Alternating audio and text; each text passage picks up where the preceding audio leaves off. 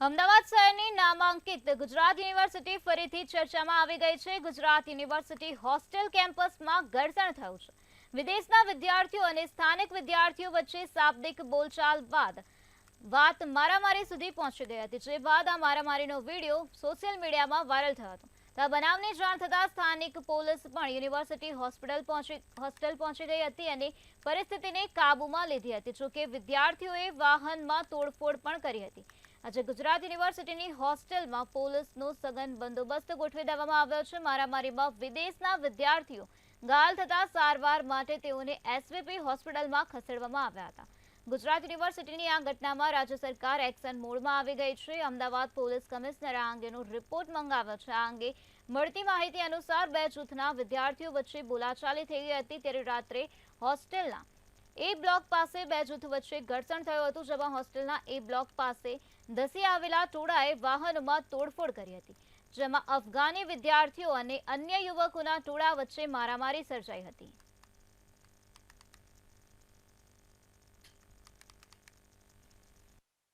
ગુજરાત યુનિવર્સિટીમાં આશરે 300 જેટલા ફોરેનના વિદ્યાર્થીઓ અહીંયા ભણે છે। એમાં એ બ્લોક में लगभग 75 વિદ્યાર્થીઓ છે। એમાં ગઈકાલે રાત્રે 10:30 વાગ્યાની આશરે અમુક 20-25 માણસો આવી અને અહીંયા જે અત્યારે રમજાન ચાલે છે એના જે એ લોકો નમાજ પડતા હતા, એ લોકોને એ કહેતા હતા કે ભાઈ તમે કેમ અહીંયા નમાજ પડો તો તમારે મસ્જિદમાં પડવી જોઈએ, એ રીતેની વાતો કંઈ ચાલી। પછી ઝપાઝપી થઈ, પછી મારામારી થઈ છે। અહીંયા પથ્થર વગેરે ફેંક્યા છે અને રૂમમાં પણ તોડફોડ કરવામાં આવેલ છે। એની અમે ગંભીરતાથી નોંધ લીધી છે। સરકાર પણ એમાં ગંભીરતાથી નોંધ લઈને કડક કાર્યવાહી કરવામાં આવશે। અને એ વખતે બહારથી અમુક 25-30 સ્ટુડન્ટ્સ કે લોકો આવ્યા અને એ બંનેને વચ્ચે કંઈક બંને ગ્રુપ્સની વચ્ચે એક વિવાદ થયો અને એ વિવાદ વધી ગયો અને એમાં પછી વધારે આ બનાવ બન્યો છે। યુનિવર્સિટીને આ આખો જે વાક્ય બન્યો છે એને બહુ જ ગંભીરતાથી લીધું। રાત્રે જ FIR દાખલ કરી છે અને અત્યારે પણ સરકાર પણ અમારા સાથમાં પૂરા એ સંજ્ઞાન લે છે અને પોલીસ પણ એકદમ સજગ તરીકે વિશ્વવિદ્યાલયને સાથે આ તપાસમાં છે। અમે પણ બહુ જ કડક રીતે આ આખો બનાવને બહુ અર્જન્સીથી લઈએ છીએ અને અમુક એડમિનિસ્ટ્રેટિવ ડિસિઝન પણ અમે લઈશું, એના અમે આપણે જાણ કરીશું। જે વિદ્યાર્થી ઉપર હુમલા કરવામાં આવ્યો હતો તે હોસ્ટેલના એક વિદ્યાર્થી આપણા સાથે જોડાયેલા છે, તેમના સાથે बात કરીશું। क्या नाम है आपका? अहमद तारिक। अहमद भाई, कल जो रात में घटना हुई थी, क्या घटना थी? कौन लोग ने हमला किया? पता नहीं कौन था स्टूडेंट और पता नहीं कौन था, लेकिन वो लोग आ रहे थे जय श्री राम आपको नमाज पढ़ने के लिए अलाउ नहीं है इधर, किसको आपको परमिशन दिया था। तो फिर उसके बाद उन लोगों को पता नहीं कुछ लादे हुए गन के साथ सिक्योरिटी गार्ड है उनको निकाल दिया हॉस्टल एरिया से। तो उन लोग पत्थर के साथ मुस्लिम लोग जो तरावे पढ़ रहा था नमाज, उन लोगों को मार दिया। सारे लोग गए थे अपना रूम के अंदर गए थे, तो फिर रूम में अंदर अटैक किया था। रूम में सब एसी लैपटॉप्स फ़ोन सब कुछ तोड़ दिया। स्टूडेंट्स बोल रहे कि चोरी भी हो गया, हमारा स्टाफ चोरी भी हो गया और डैमेज सब व्हीकल को भी डैमेज हो गया। अच्छा, कितने लोगों ने जो हमला किया, पत्थर मारे, साथ में आपके कितने लोग जो घायल हुए, आपके दोस्त थे जो? हमारा वो तो 5 लोग इंजरी हो गया। उन लोगों के एक अफगानिस्तान से, एक तुर्कमेनिस्तान, श्रीलंका, 2 फ्रॉम अफ्रीका। सारे तो हम तो एक हॉस्टल में रहता है, हम सारे आप एक दूसरे को पहचान लिए, तो आप सारे दोस्त समझ लो। 5 लोग इंजर्ड हो गए।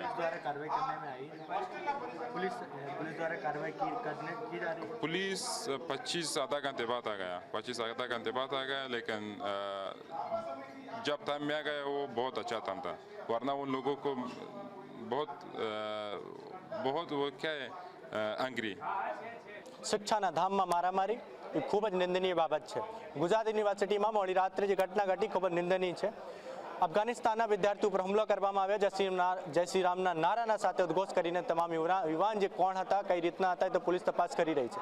આપણે દ્રશ્ય બતાવીશું કે જે હુમલાના દ્રશ્યો હતા તે ગાડીઓને પણ નુકસાન કરવામાં આવે છે અને સાથે તે પોલીસ હાલ પંચનામા કરી રહી છે, તે વાહનોના પંચનામા કરી રહી છે અને સાથે પોલીસને તપાસની વિષયને તો પોલીસ તપાસ કરશે, પરંતુ સવાલ ત્યાં ઊભા થાય છે કે અવારનવાર જે રીતે એ ઘટનાઓ થતી હોય છે તે ઘટના રોકવા માટે પોલીસ પણ મહેનત કરતી હોય છે, પરંતુ ક્યાંક ને ક્યાંક સવાલ ઊભા ત્યાં થાય છે કે જે સામાજિક તત્વો છે તે બેફામ બની ચૂક્યા છે. જે રીતે શિક્ષાના ધામમાં આ રીતના અવારનવાર જે ઘટના બનતી હોય છે ખૂબ જ ગંભીર બાબત હોય છે અને તે રીતે આપણે લાઈવ બતાવીશું કે આ જ રૂમ હતો ત્યાં જે અસામાજિક તત્વો ઘૂસીને તે વિદ્યાર્થીઓ સાથે જે છે મારપીટ કરી હતી અને સાથે કહી શકાય કે મારામારીની ઘટના હતી.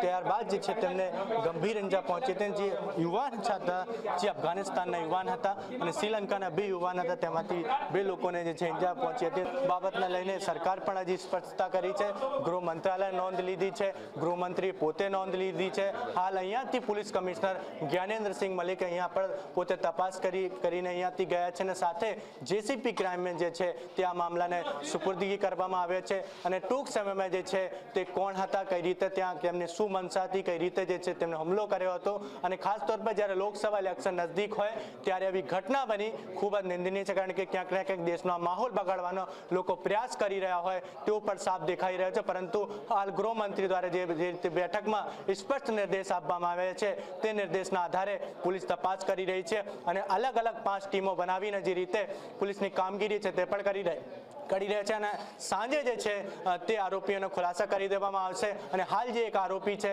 તેને પણ જે છે ઓળખ પરેડ થઈ રહી છે અને ત્યારબાદ જે છે સમગ્ર મામલા જે પોલીસની જે કાર્યવાહી છે તે કરી રહ્યા છે અને તપાસ દરમિયાન કોણ હતા, કઈ રીતના હતા, કયા સંગઠનથી જોડાયેલા હતા તેની પણ પોલીસ સાંજે જે છે તે તપાસ દરમિયાન ખુલાસા કરશે. કેમેરામેન યોગેશ જયસ્વાલના સાથે શિવાંશુ સિંહ, મંતવ્ય ન્યૂઝ, અમદાવાદ.